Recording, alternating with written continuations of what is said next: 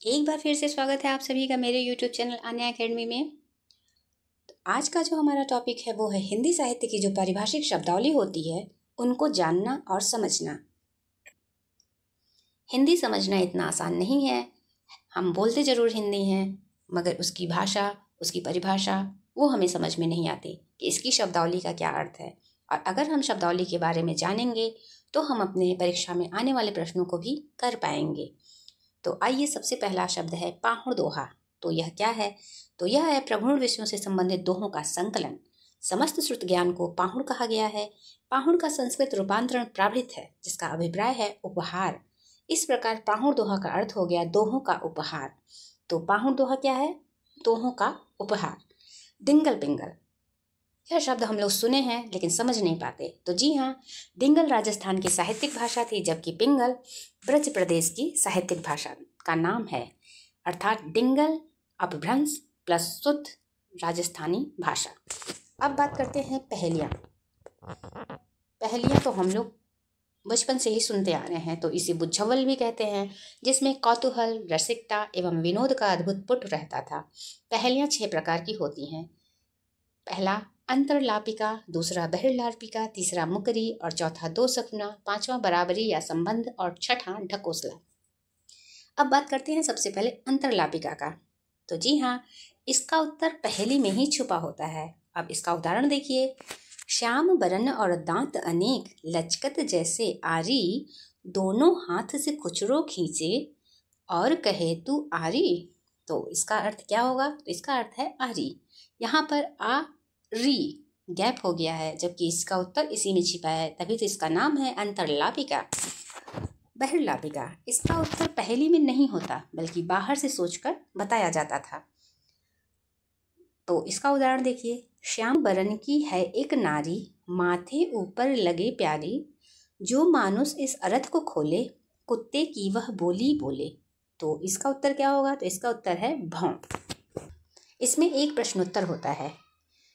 ए सखी साजन के रूप में इसमें प्रश्न किया जाता है और इसका उत्तर निषेध कर अर्थात मुकर कर दिया जाता है, इसीलिए इसका नाम है मुकरी। इसी से इसकी संज्ञा मुकरी है। इसे ही अलंकार शास्त्र में अपहृति कहा जाता है। तो इसका उदाहरण देखिए। रात को रंगीन बनाए, तरह तरह से मुझे रिझाए, उससे जीवन में उजियारा, सब कामों में मिले सहारा, उसके बिना न कटती नाइट, क्यों सखी साजन ना सखी लाइट। तखना क्या है? तो इसमें 2 या 3 प्रश्नों का एक ही उत्तर होता है। उदाहरण, सितार क्यों न बजा, औरत क्यों न नहाई, पर्दा न था। ये लिखने वाले हैं अमीर खुसरो। बराबरी या संबंध, इसमें 2 शब्दों के अर्थों को कौतूहल के साथ घटित किया जाता है। जैसे कि आदमी और गेहूं में क्या संबंध है? तो उत्तर है बाल। आदमी के गहने और दरख्त में क्या संबंध है? तो गहने और दरख्त में दोनों एक ही संबंध है कि ये है पत्ता। ढकोसला, इसमें बेमतलब की शब्दावली होती है। जैसे पीपल पकी पपोड़िया, झड़झड़ पड़े हैं बैर, सर में लगा खटाक से, बाद में तेरी मिठास, ला पानी पिला। ये है ढकोसला का उदाहरण। दोहाकोश एवं चर्यापद, तो आइए इनको जानते हैं। दोनों एक प्रकार के गीत हैं जो प्रायः अनुष्ठानों के समय में गाया जाता है। दोहाकोश में दोहा छंद एवं स्थान स्थान पर चतुष्पदियों की कड़वक शैली में होती है और वहीं चर्यापद वे गेय पद होते हैं जो विभिन्न राग रागनियों में गाए जाते हैं। चर्या का अर्थ है चरित या दैनंदिनी कार्यक्रम का व्यवहारिक रूप। सांध्य भाषा के दृष्टिकूटों में गत पदों के रूप में रचित चर्या पदों में सिद्धों की रहस्य भावनाएं एवं उनकी अनुभूतियां व्यक्त हुई हैं। अब जानिए कि शब्दी क्या है। तो जी हाँ, गोरख पानी में संग्रहित पदों को शब्दी कहा गया है। डॉक्टर हजारी प्रसाद त्रिवेदी के अनुसार बीजक का शब्द इसी शब्दी का संशोधन है। इस प्रकार यह शब्दी शब्द नाथ पंथ योगियों का है और कबीर पंथ में सीधे वहीं से आया है। फागु काव्य क्या है? तो बसंत ऋतु का मादक गेय काव्य फागु कहलाता है, जिसमें बसंत की शोभा के साथ साथ कामासक्त पुरुषों की रसमयी क्रीड़ाओं का वर्णन होता है। यह प्रायः चैत्र मास में गाया जाता है। जिन चतुर्सूरी फागु सबसे प्राचीन फागु, नेमिनाथ फागु, जिन पद्मसूरी की लिखी हुई वसंत विलास फागु, जैनंतर श्रृंगार रस का उत्कृष्ट काव्य इत्यादि रचनाएं फागु काव्य के उत्कृष्ट उदाहरण हैं। बसंत ऋतु में सामूहिक रूप से गाए जाने वाला एक प्रकार का गान होता है जिसका उद्देश्य नित्य वाद्य इत्यादि के द्वारा मनोरंजन करना होता है। इसे चरचरी, चांचरी, चाचरी, चांचरिका, चरचरिका इत्यादि भी कहते हैं। जिन दत्तसूरि, सोमभूति, सोलर इत्यादि के चरचरी काव्य प्रसिद्ध हैं। टीकाओं में शब्द का अर्थ खेल बताया गया है। अपभ्रंश में जिन दत्तसूरि की जो चरचरी प्राप्त हुई है, उसके टीकाकार जिनपाल उपाध्याय ने बताया है कि यह भाषा निबद्ध गान नाच नाच कर गाया जाता था। धत्ता धत्ता क्या है? तो धत्ता दोहे से भिन्न एक छंद है जो 6 मात्राओं का छंद होता है। प्रथम चरण में 10, 8, 13 पर यति होती है। दूसरे चरण में भी यही क्रम रहता है। व्यवहार में धत्ता शब्द का प्रयोग छेदन के अर्थ में होता है। कई बार काव्यों में अरिल्य पटठटिया के बाद उल्लाला या कोई और इसी तरह द्विम पंक्ति लेख्य छंद के दे दिया जाता था। तुलसी के रामचरितमानस में इसी कड़वक पद्धति को 8 या कुछ कम ज्यादा चौपाइयों के बाद दोहा या धत्ता देकर स्वीकार किया गया है। रामचरितमानस के प्रेमी पूरे कड़वक को दोहा भी कहते हैं। तुलसी रामायण के इन कड़वकों को दोहा, धत्ता, कड़वक कह सकते हैं, क्योंकि रामायण में धत्ता के स्थान पर दोहा छंद का प्रयोग हुआ है। तो अब जानिए कि कड़वक क्या है। तो अपभ्रंश काव्यों में सर्ग की जगह संधि का प्रयोग होता था, जिसमें अनेक कड़वक होते थे। तो अपभ्रंश के काव्य कड़वक बद्ध हैं। एक कड़वक 8 यमकों तथा यमक के 2 पदों का होता है। एक पद में वह पदधड़ियों यानी 8 पंक्तियों का कड़वक होता है। हर एक कड़वक के अंत में धत्ता या ध्रुवक होता है। कौलमार्ग, नाथ पंथ में कौलमार्ग की चर्चा आती है, जिसके अनुसार शक्ति और शिव का संबंध अविच्छेद माना गया है। कौल साधक शरीर से सुप्त शक्ति अर्थात कुंडलियन शक्ति जागृत करता है। हठयोग क्या है? तो नाथ पंथ में हठयोग में ह का अर्थ सूर्य और ठ का अर्थ चंद्रमा से है। तो सूर्य को इड़ा और चंद्रमा को पिंगला मानते हुए इड़ा और पिंगला को रोककर सुषुम्ना मार्ग से प्राणवायु संचालित करना हठ योग कहलाता है। अपभ्रंश के बंध 3 प्रकार के बंध मुख्य हैं: दोहा बंध, पदधड़िया बंध और गेय पद बंध। अन्य बंध छप्पे और कुंडलिया आदि के बंध हैं। तो दोहा बंध, दोहा या दोहा अपभ्रंश का अपना छंद है, उसी प्रकार जिस प्रकार गाथा प्राकृत का अपना छंद है। बाद में गाथा बंध से प्राकृत चढ़ना और दोहा बंध से अपभ्रंश रचना का बोध होने लगा। अपभ्रंश काव्य को दोहा विद्या भी कहा गया है। हजारी प्रसाद द्विवेदी ने लिखा है कि दोहा अपभ्रंश के पूर्ववर्ती साहित्य में एकदम अपरिचित है, किंतु परवर्ती साहित्य में यह छंद अपनी पूरी महिमा के साथ विद्यमान है। अब अपभ्रंश साहित्य में दोहा बंध का प्रयोग 4 प्रकार से हुआ है।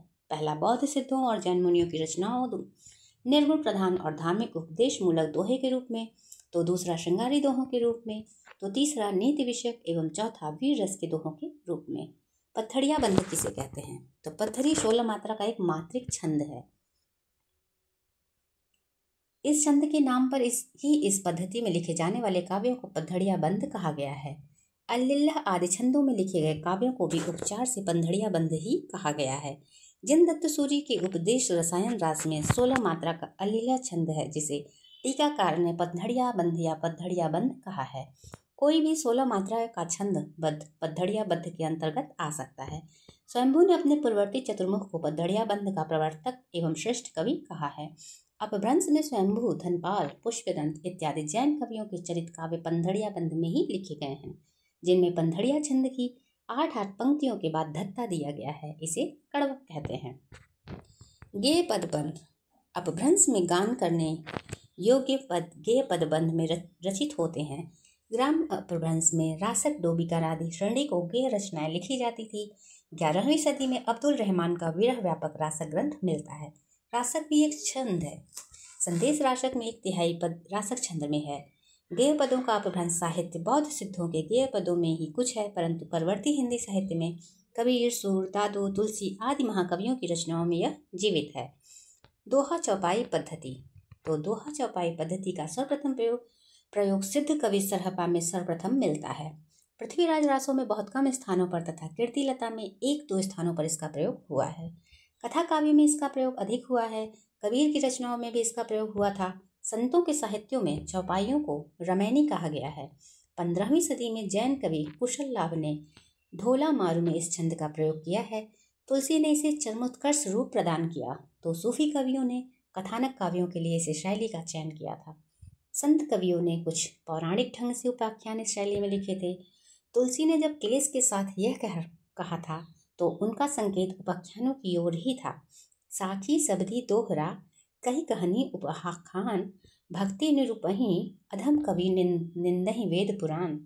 हजारी प्रसाद द्विवेदी कहते हैं कि कहनी शायद सूफी संत कवियों का प्रेमाख्यान काव्य है या विद्यापति की कीर्तिलता के समान प्राकृत जन गुण गान मूलक पुणु कहानी है।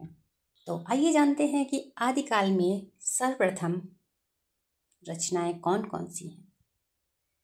हिंदी की प्रथम साहित्यिक रचना आदिकाल की श्रावकाचार, लिखने वाले लेखक देवसेन। हिंदी का प्रथम चंपू काव्य राउलवेल है, उसकी जो अवधि है वह है 11वीं सदी और रचनाकार रोड़ा।